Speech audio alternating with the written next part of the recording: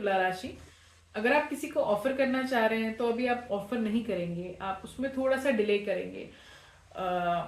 It could be anything, I mean in any regards. अगर आप कोई किसी को कुछ प्रपोजल, बिजनेस प्रपोजल ऑफर करना चाहते हैं, पार्टनर को ऑफर करना चाहते हैं, तो अभी आप थोड़ा सा उसमें उतना कॉन्फिडेंट फील नहीं कर रहे हैं.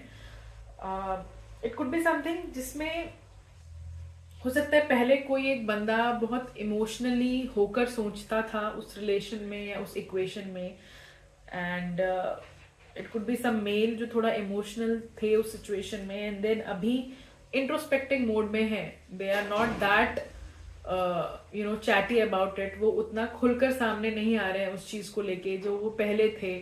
एंड अगर उन्होंने पहले थोड़ा सा कुछ जाहिर किया है, अभी वो थोड़े से उस चीज में मम है. तो कुछ लोगों के लिए मुझे ये दिख रहा है. बाकियों के लिए आप वो खुद फिगर हो सकते हैं, male figure, if not your partner या समवन अराउंड, जो पहले बहुत देना चाहते थे उस सिचुएशन में. मैं ये नहीं कह रही कि एक्सीडिंगली देना चाहते थे, बट एटलीस्ट कंट्रीब्यूट करना चाहते थे. अब वो थोड़ा सा उस चीज को हट के वो एक ऑब्जर्वेंट वाले मोड पे हैं कि let's see how things will unfold. खुद से पहल करना उस वाले मोड से थोड़े से आप अपने आप को आपने अभी होल्ड कर रखा है. Also I feel with empress reverse, कहीं ना कहीं मुझे ऐसे लग रहा है कि आप लोग अभी अपनी बेस्ट एनर्जी में नहीं है. कुछ हो सकता है किसी को कुछ फाइनेंशियल लॉस हुआ हो पहले, हो सकता है किसी तरह से आपको कोई लॉस हुआ है कुछ टाइम पहले. It could be loss of anything, any valuable thing, और लॉस इन बिजनेस और सैलरी फॉर दैट मैटर, और एम्प्लॉयमेंट में कुछ लॉस हुआ है लोगों को. If you are feeling like you have everything, अभी you are feeling little shady and under confident. अभी वो चीजें वैसे मटेरियलाइज नहीं हो पा रही हैं जैसे वो पहले एग्जिस्ट करती थी. और you are not confident on what you have gained so far. So एक लैक ऑफ कॉन्फिडेंस, एक सेंस ऑफ लॉस, एक सिक्योरिटी मुझे लगता है. डिस्पाइट ऑफ ऑल दैट, कोई आपकी लाइफ में एक फीमेल ऐसी हो सकती है, not too old, who is quite motivating you always, and आपके बातों में हमेशा उनका एक से रहता है. आपको आप उनसे काफी एनर्जेटिक फील करते हैं उनसे बात करके. या तो आप वो खुद फीमेल हो सकती हैं, आपकी लाइफ में कोई ऐसी फीमेल हो सकती हैं जो क्वाइट एंथुजियास्टिक है about you and your dreams. And if you are that female, then may be आप, अगर आप वो एनर्जी पोर्ट्रे करते हैं खुद में, देन मे बी आप कुछ ऐसा विश कर रहे हैं जिसके लिए आप काफी मोटिवेटेड हैं बाय योर सेल्फ. एंड उस चीज में भी मुझे लगता है ऐसे दो ऑप्शंस हैं. कहीं ना कहीं आप ब्लाइंड फोल्डेड हैं, आपको पता नहीं चल रहा है कि क्या चूज करना चाहिए. मतलब दो पाथवेज हैं, you are not able to figure one for yourself. I guess उतना क्लैरिटी आपको है. There are two things I can develop on, लेकिन आपको एक ही चीज करनी है and you are not able to figure that out for yourself right now. कुछ लोगों का मुझे लग रहा है आने वाले टाइम में अगर you were looking for commitment, तो कमिटमेंट दिखता है मुझे ऑन कार्ड्स, या फिर कोई ऐसा function, engagement ceremony, some sort of कोई ऐसा ग्रैंड फंक्शन, मैरिज, ऐसा मुझे आने वाले टाइम में दिखता है होगा, या बात पक्की होगी एटलीस्ट. कहीं ना कहीं उसमें भी किसी ने वो रिस्पॉन्सिबिलिटी लेके कम्युनिकेट किया है. एंड बहुत ही क्लियर कम्युनिकेशन आपके सामने रखी गई है, not emotional, very logical and rational kind of communication, specifically by mail. He could be a father figure, or if a male figure for that matter, who is kind of authoritative and उनकी बात सुनी जाती है हर जगह पे. तो I guess उनका इसमें एक contribution रहा है. And he might have stated the facts as they are. जो भी उसके लूप होल्स हैं, यू कमिंग टुगेदर, और जो भी उसके कॉन्सिक्वेंसेस होंगे, आई गेस वो सारी बातें बिल्कुल क्रिस्टल क्लियर रखी गई हैं. एंड आई फील कि बिकॉज ऑफ दैट थिंग कहीं ना कहीं you might not be very joyous about it. मतलब कहीं ना कहीं you are happy about that sort of engagement या जो भी कमिटमेंट है, फंक्शन है, लेकिन कहीं ना कहीं you also feel like a loss of something.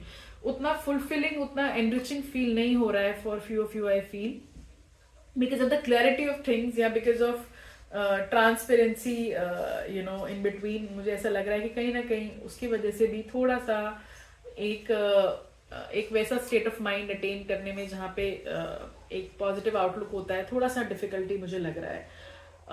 Overall I feel कि कहीं ना कहीं you just want to let go of your power to act. आप सिर्फ चीजों को एनालाइज करना चाहते हो, फेस वैल्यू पे देखना चाहते हो, इतना कुछ चल रहा है लाइफ में, आप एक तरह से सस्टेन कर रहे हैं और आप कुछ चीजों को हो सकता है बहुत ओवरवेल्म्ड हैं, कुछ चीजों को ओवरलुक कर रहे हैं, तो you just want to be yourself and see things, see through it, right? So it could be regarding any forward movement जो आपकी लाइफ में कोई नेक्स्ट स्टेज आ रहा है, कुछ भी नेक्स्ट ऐसा प्रोग्रेशन स्टेज आ रहा है, उसके लिए भी आप ठहराव रख के कुछ चीजें देखना चाहते हैं। या अगर आप बहुत फुलफिलिंग इमोशनली फील अगर कर रहे हैं किसी चीज को लेके आप, सो आई गेस आप इतना ज्यादा शेयरिंग नहीं कर रहे हैं अभी। If you are happy, if you feel that way, आप थोड़ा सा अपने आप में रिजर्व रह रहे हैं, don't want it to share with others, थोड़ा सा आप कहीं ना कहीं अपने आप में ही रहना चाहते हैं फॉर सम रीजन, ऐसा मुझे लगता है। Underlying energy 9 of Swords to 5 of Swords reverse and Wheel of Fortune. It could be something that has happened in past, something जो आप बहुत टाइम से चाहते थे अच्छा होना अपने साथ, वो हुआ है, एंड उसके पीछे काफी कॉन्फ्लिक्ट्स रहे हैं, काफी पेनफुल वर्ड्स रहे हैं, चाहे आपने किसी को बोला हो, किसी ने आपको बोला हो, कुछ एक कोई एक पेन से बाहर निकलने वाली एक सिचुएशन है जिसमें finally things have improved. And कभी कभी आपको सोच के उस चीज में कि वैसे फ्रूटफुल तरीके से वो नहीं हुआ, वो इजी गोइंग चीज नहीं हुई, इतनी सारी चीजें उसमें इन्वॉल्व थी, इतनी सारी बातें इन्वॉल्व थी, इतने लोग इन्वॉल्व थे, पेन इन्वॉल्व था, सप्रेशन इन्वॉल्व था, तो कहीं ना कहीं आप उस चीज को लेके उतना कॉन्फिडेंट फील नहीं करते, यू फील स्ट्रेस्ड कि वो पहले भी हुआ था, it could repeat itself. 9 of Swords to Wheel of Fortune and 5 of Swords reverse. I feel कि कहीं ना कहीं you feel sort of deprived of things that you don't have right now.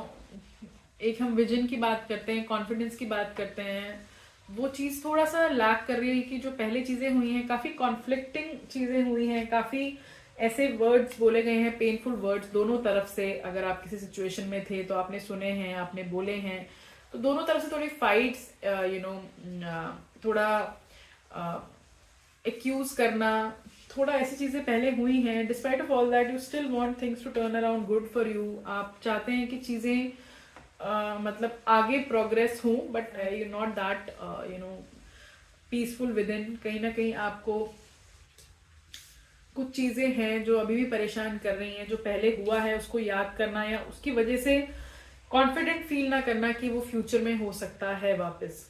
तो आई फील, और कुछ लोगों का ऐसा लग रहा है कि रात को काफी लोग जग रहे हैं, नींद नहीं कर पा रहे, उनका स्लीप पैटर्न थोड़ा सा मुझे अभी लग रहा है क्योटिक है, and it could B because of कुछ इंटरनल फाइट्स। आप इंटरनली कोई चीज कंक्रीट डिसाइड नहीं कर पा रहे हैं, या जो सामने सिचुएशंस हैं उनसे थोड़े से फेड अप हैं। This could also be the reason, looking for happy times ahead, looking forward for it. आपका जो गाइडेंस कार्ड आया है वो बेसिकली यही बोलता है कि आपको अपने माइंड को स्ट्रॉन्ग करना पड़ेगा, एंड कहीं ना कहीं अगर आप अपने माइंड को स्ट्रॉन्ग करेंगे, डेफिनेटली आप अपने, अगर आपका कुछ इमोशनल टर्बुलेंस है विद इन, तो आप उस पर मतलब एक तरह से कंट्रोल कर पाएंगे। अगर आप अपने माइंड को आपने स्ट्रॉन्ग नहीं रखा तो फिर बाकी सब चीजें अगर ठीक भी हो जाती हैं, बट आप कहीं ना कहीं एक सेंस ऑफ लॉस फील करेंगे, क्योंकि वो माइंड जो है वो बाकी जो पहले हुआ है वो रिपीट आपको दिखाएगा। उसका काम है कि जो हुआ है उसी चीज को बार बार सामने लाना, और जो हमारा प्रेजेंट है उसमें हमें न रहने देना, या तो फ्यूचर में रहने देना, नहीं तो पास्ट में रहने देना। कहीं ना कहीं मुझे लगता है कि आपको फ्यूचर में या पास्ट में रहना नहीं चाहिए। आप जस्ट प्रेजेंट देखिए एंड जस्ट थिंक थ्रू, और एक बिलीफ सिस्टम के साथ आगे बढ़िए। डेफिनेटली अगर आप प्रेजेंट में रहेंगे तो अभी की चीजें बेटर कर पाएंगे, एंड आपका फ्यूचर भी अच्छी तरह से उससे इम्पैक्ट होगा, rather than dwelling on past। आप उसमें कुछ आगे नहीं कर पाएंगे और अभी का टाइम भी आपका वेस्ट होगा। सो गाइडेंस आपको यही बोलती है। So thank you.